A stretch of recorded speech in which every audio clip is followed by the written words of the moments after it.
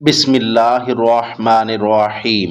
انقلاب کربلا کو پایہ تکمیل تک پہنچانے والی ہستی کا نام حضرت امام علی بن حسین بن علی بن ابی طالب ہیں۔ آپ کی ولادت مبارک 38 ہجری میں مدینہ منورہ میں ہوئی۔ آپ کے والد ماجد سیدنا امام حسین اپنے والد گرامی شیر خدا حضرت علی المرتضیٰ رضی اللہ تعالی عنہ سے بے پناہ محبت کے باعث اپنے تمام بیٹوں کا نام علی ہی رکھا۔ علی کی کثرت کی وجہ سے آپ کا لقب سجاد، زین العابدین، سید العابدین اور امین تھا۔ آپ کی والدہ ماجدہ سیدہ شہر بانو تھیں جو کہ فارس کی شہزادی تھیں۔ 2 سال تک حضرت امام زین العابدین نے اپنے دادا شیر خدا حضرت علی رضی اللہ تعالیٰ عنہ کی گود میں پرورش پائی۔ پھر 10 سال تک اپنے تایا حضرت امام حسن رضی اللہ تعالیٰ عنہ کے زیر سایہ رہے، اور پھر تقریباً 11 سال تک کربلا کے واقعہ سے پہلے تک آپ نے اپنے بابا جان حضرت امام حسین سے فیض حاصل کیا۔ دوستو، ایک دفعہ خود سوچیں، جس کے استاد ایسے ہوں وہ شاگرد بھی تو انمول ہی ہوگا نا۔ آپ جب بھی وضو کرتے تو خوف کے مارے آپ کا چہرہ زرد ہو جاتا۔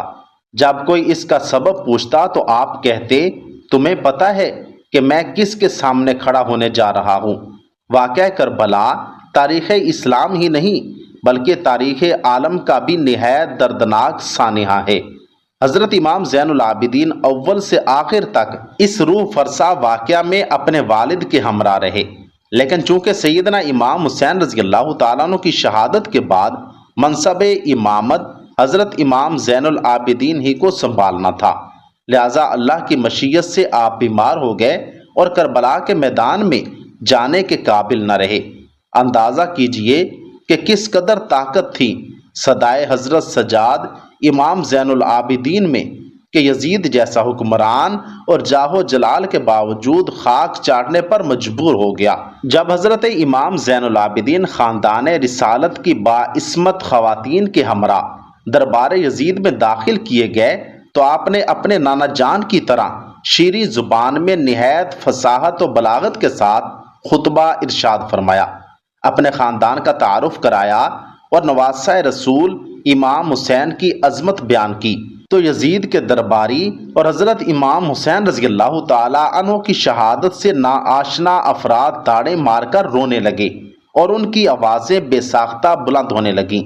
یہ حال دیکھ کر یزید گھبرا اٹھا کہ کہیں کوئی فتنہ نہ کھڑا ہو جائے۔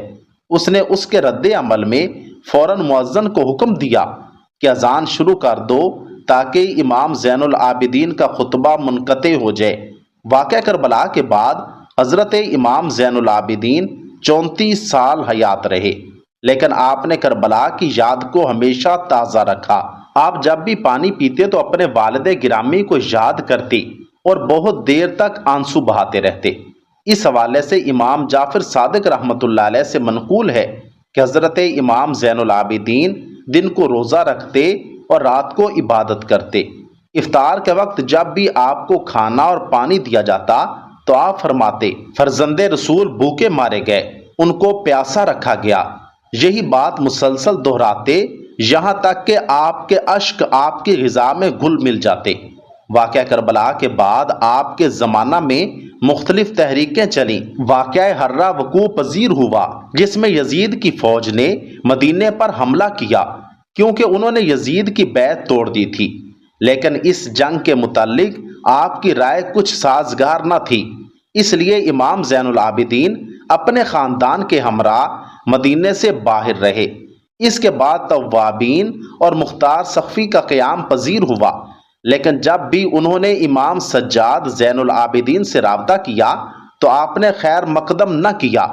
امام زین العابدین اخلاق محمدی کی عملی تصویر تھے۔ ایک وقت ایسا آیا جب مدینہ منورہ سے بنو امیہ کو نکال باہر کیا گیا تو مروان ابن حکم جو کہ امام زین العابدین کا جانی دشمن تھا، اس نے امام سے درخواست کی کہ اس کے خاندان کو اپنے گھر میں پناہ دے دیں۔ امام نے اسے پناہ دی اور اپنے گھر میں مکمل حفاظت سے رکھا۔ آپ نے شورش ختم ہونے تک اپنے بدترین دشمن کی مہمان نوازی فرمائی۔ آپ ایسے مہمان نواز تھے کہ بیک وقت 100 گھروں کی خفیہ کفالت کر رہے تھے۔ یہ بات تب ظاہر ہوئی جب آپ نے اس دنیا فانی سے پردہ فرمایا اور ان لوگوں کے گھروں میں راشن آنا بند ہو گیا۔ اپنی زندگی میں امام زین العابدین 2 مرتبہ اپنا سارا مال راہ خدا میں خیرات کیا، اس حال میں کہ گھر میں کوئی چیز بھی باقی نہ رکھی۔ علامہ ظاہری لکھتے ہیں کہ امام زین العابدین ایک رات میں 1000 نوافل ادا کیا کرتے تھے۔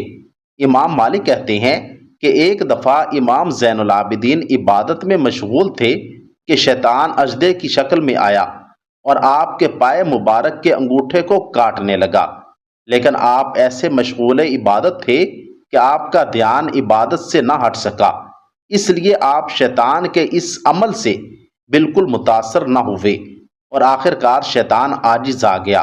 ابن عینیہ لکھتے ہیں کہ ایک مرتبہ آپ حج پر گئے تو سب لوگ لبیک پکار رہے تھے، لیکن آپ نے لبیک نہ کہا۔ لوگوں کے پوچھنے پر آپ فرمانے لگے کہ مجھے ڈر لگتا ہے کہ میں لبیک کہوں اور اگر مجھے لا لبیک کا جواب مل گیا تو میں کیا کروں گا۔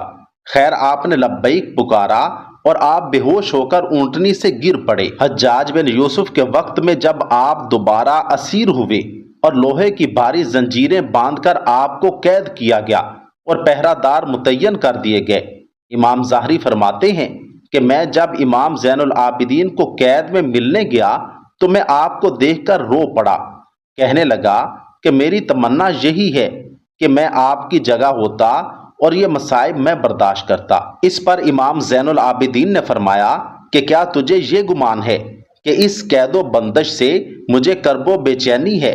حقیقت یہ ہے کہ اگر میں چاہوں تو اس میں سے کچھ بھی نہ رہے مگر اس میں اجر ہے اور تذکر ہے اور عذاب الہی عز و جل کی یاد ہے۔ یہ فرما کر بیڑیوں میں سے پاؤں اور ہتھکڑیوں میں سے ہاتھ نکال دیے۔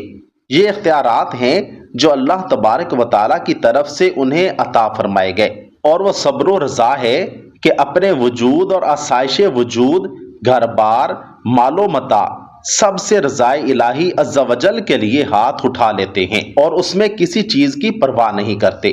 امام زین العابدین رحمۃ اللہ علیہ اگرچہ گوشہ نشینی کی زندگی بسر کر رہے تھے، لیکن آپ کے روحانی اقتدار کی وجہ سے بادشاہ وقت نے آپ کو قید بند کرنے کے بعد زہر دینے کا پروگرام بنایا۔ چنانچہ اندلس، سندھ اور وسط ایشیا علاقے فتح کرنے والے ولید بن عبد الملک نے 58 برس کی عمر میں جناب امام زین العابدین کو زہر دے دیا، جس کی وجہ سے آپ نے 25 محرم الحرام 95 ہجری کو جام شہادت نوش کیا۔ آپ کی نماز جنازہ آپ کے بیٹے امام محمد باقر نے ادا کی اور آپ کو جنت البقیع میں آپ کے تایا جان حضرت امام حسن اور دادی جان حضرت بی بی فاطمہ رضی اللہ تعالیٰ عنہ کے پہلو میں دفن کر دیا گیا۔ اللہ تعالیٰ ان کی ظاہری و باطنی برکات سے مسلمانوں کو فیض یاب فرمائے اور ان کی اخلاص مندانہ قربانیوں کی برکت سے اسلام کو ہمیشہ مظفر و منصور رکھے۔ اللہ رب العزت ان کامل ہستیوں کے صدقے امت رسول پر رحم فرمائے اور ہماری اجتماعی و انفرادی مشکلات کو آسان بنائے، اور اللہ رب العزت ہمیں اہل بیت اطہار اور صحابہ کرام رضوان اللہ علیہم اجمعین سے محبت اور ان کے عین نقش قدم پر چلنے کی توفیق عطا فرمائے۔ کمنٹ سیکشن میں آمین ضرور لکھیے گا۔